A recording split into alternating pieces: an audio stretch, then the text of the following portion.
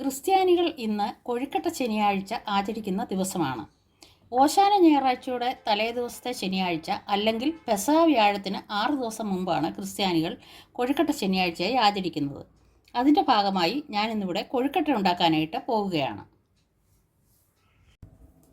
കൊഴുക്കട്ട ഉണ്ടാക്കുന്നതിനായി ആദ്യം നമ്മൾ 1 കപ്പ് അരിയാണ് എടുത്തിരിക്കുന്നത്. ഇത് 1 കപ്പ് അരിയാണ്.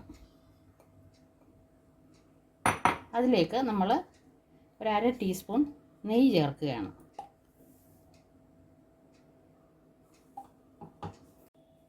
അതിലേക്ക് ഒരു 1/4 ടീസ്പൂൺ ഉപ്പ്. ഇതെല്ലാം ചേർത്ത് നമ്മളൊന്ന് ഇളക്കിയ ശേഷം ഇതിലേക്ക് തിളച്ചുകൊണ്ടിരിക്കുന്ന വെള്ളമാണ് ഒഴിക്കേണ്ടത്. തിളച്ചുകൊണ്ടിരിക്കുന്ന വെള്ളം ചേർത്ത് നമ്മൾ നല്ലപോലെ അത് കുഴച്ചെടുക്കണം. ഇത് തിളച്ചുകൊണ്ടിരിക്കുന്ന വെള്ളമാണ്. അല്പാൽപമായി ചേർത്ത്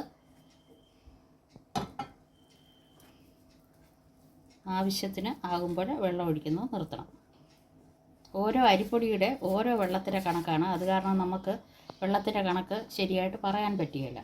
അവരവരെടുക്കുന്ന അരിപ്പൊടിയുടെ വറവലും എല്ലാം അനുസരിച്ച് ആ വെള്ളത്തിൻ്റെ അളവ് കൂടുകയും കുറയുകയും ചെയ്യും.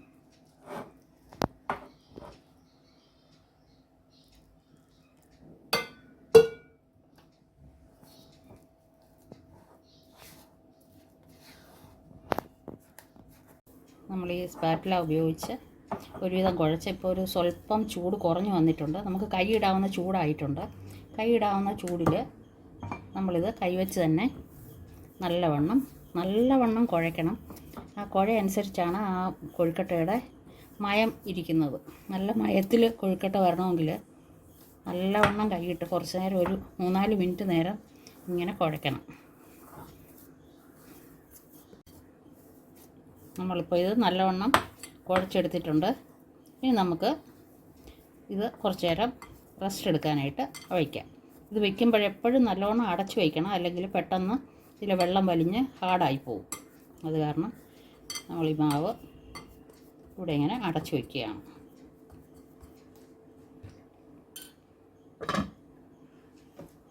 കൊഴുക്കട്ടയുടെ ഫില്ലിംഗ് ഉണ്ടാക്കാനായി നമ്മൾ ഇവിടെ 1/4 കപ്പ് ശർക്കര, ഒരു 80 ഗ്രാമോളം ശർക്കര കാണും.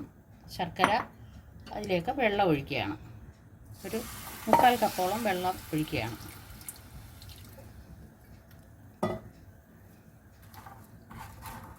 ശർക്കര നല്ലവണ്ണം ഉരുകി വന്നതിന് ശേഷം നമുക്കിത് അരിച്ചെടുക്കണം. ശർക്കര പാനി നല്ലവണ്ണം അലിഞ്ഞു വന്നിട്ടുണ്ട്. ഇനി നമുക്കിതൊന്ന് അരിച്ചെടുത്ത് ഈ പാനിലേക്ക് തന്നെ തിരിച്ചൊഴിക്കാം.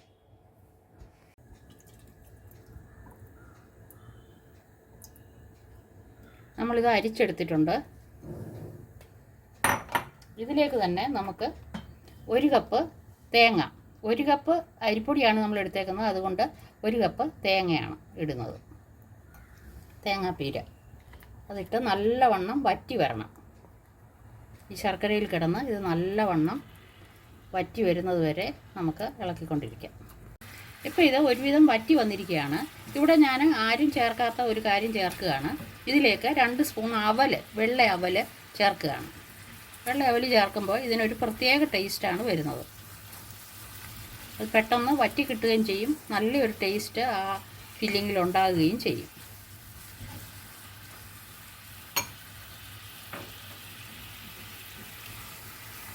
ഇതിപ്പോൾ ഒരുവിധം നല്ലവണ്ണം വറ്റിയിട്ടുണ്ട്.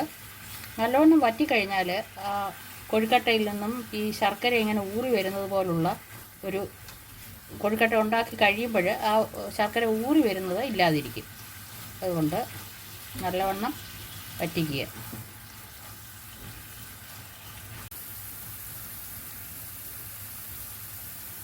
ഇത് നല്ലവണ്ണം വറ്റി വന്നിട്ടുണ്ട്. അതിലേക്ക് നമ്മൾ ഒരു 2 നുള്ള് ഏലക്കാപ്പൊടിയും 2 നുള്ള് ജിഞ്ചർ പൗഡർ, ചുക്ക് പൊടിയും 2 നുള്ളി ജീരകപ്പൊടിയും ചേർക്കുകയാണ്.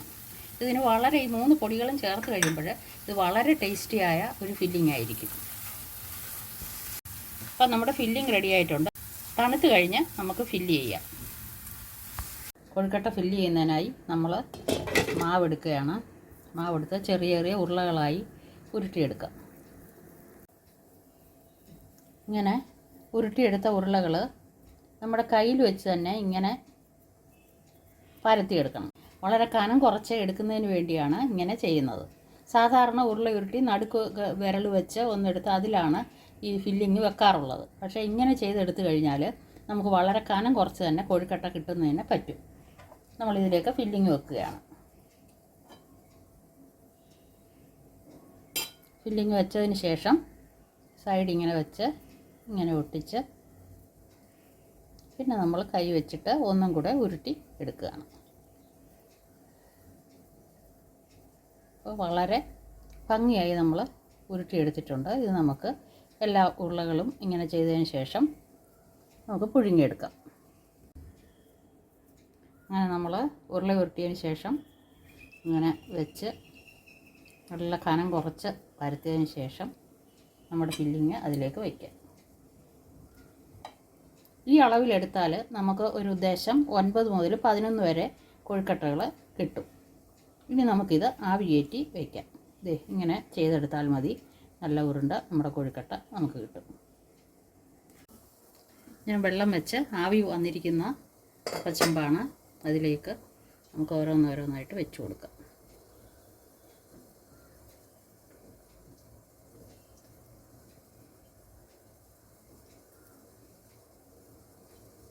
ഇനി ഇവിടെ ഇരുന്ന് ഒരു 10-15 മിനിറ്റ് വരെ ആവി കയറുമ്പോൾ നമ്മുടെ സ്വാദിഷ്ടമായ കോഴിക്കട്ട റെഡിയാവും.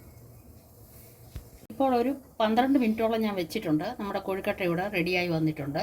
നമുക്കിത് എടുക്കാം.